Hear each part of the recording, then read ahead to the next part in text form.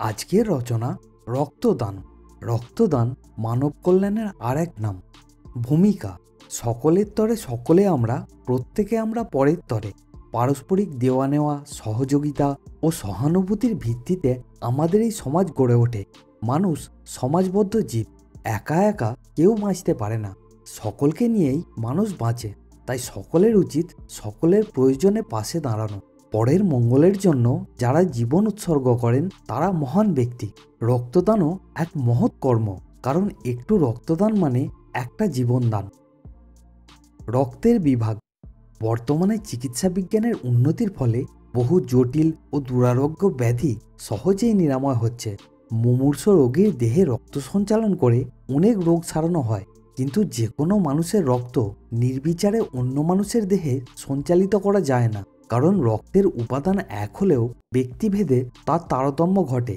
ভিয়েনার চিকিৎসা বিজ্ঞানী কার্ল ল্যান্ডস্টেনার 1901 সালে রক্তের গ্রুপ নির্ণয়ে অনেক গবেষণা করে মানুষের রক্তকে 4টি গ্রুপে বিভক্ত করেন।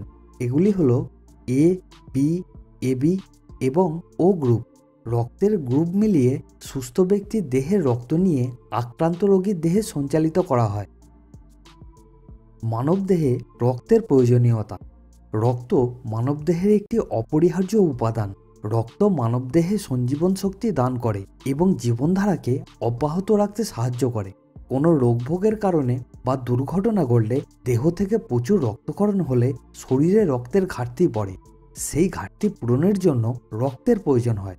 মানবদেহে অন্য কোনো প্রাণীর রক্ত দেওয়া যায় না এবং কোনো রাসায়নিক পদ্ধতিতে রক্তও তৈরি করা যায় না। মানুষের রক্তই মানবদেহে সঞ্চারিত করতে হয়, তাই রক্তের প্রয়োজনে মানুষ মানুষের কাছেই ছুটে আসে। সতেজ ও বিশুদ্ধ রক্তের ছোঁয়ায় মুমূর্ষু মানুষ প্রাণ ফিরে পায়। রক্তদান ও রক্ত সংরক্ষণ: শুভ চেতনা সম্পন্ন মানুষের কাছে রক্তদান এক মহৎ কাজ। উপযুক্ত বয়সের এবং সুস্থ মানুষের দেহ থেকে 250 সিসি রক্ত একবারে টেনে নেওয়া যায়। এতে শরীরের কোনো ক্ষতি হয় না। ঘাটতি রক্ত 7 দিনেই পূর্ণ হয়ে যায়। 1925 সালে কলকাতায় শুরু হয় রক্তদান সঞ্চালনের কাজ। এখন বিভিন্ন ক্লাবে, কলেজে এবং বিভিন্ন প্রতিষ্ঠানে রক্তদান শিবির হয়, যেখানে যুবক যুবতীরা স্বেচ্ছায় এগিয়ে এসে রক্তদান করে।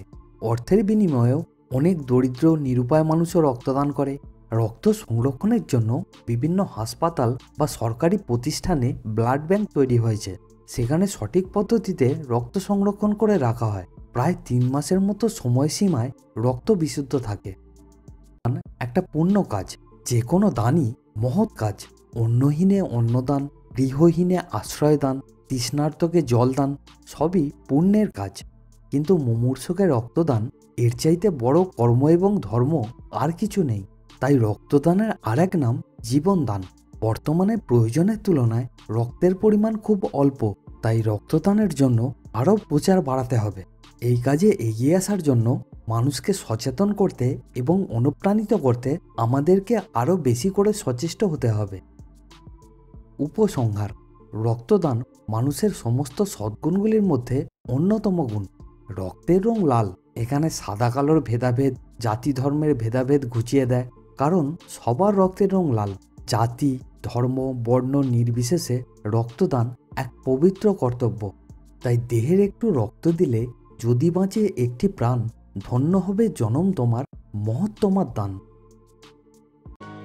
তো ফ্রেন্ড, আমাদের এই প্রচেষ্টা আপনার কেমন লাগছে অবশ্যই কমেন্ট করে জানাবেন। আর অবশ্যই এই ভিডিওকে আপনার ফ্রেন্ড এবং রিলেটিভদের মধ্যে শেয়ার করে দেবেন। অ্যান্ড নিচে রেড কালারের সাবস্ক্রাইব বাটনকে প্রেস করে নোটিফিকেশন বেলকে অল মোডে সিলেক্ট করে দেবেন।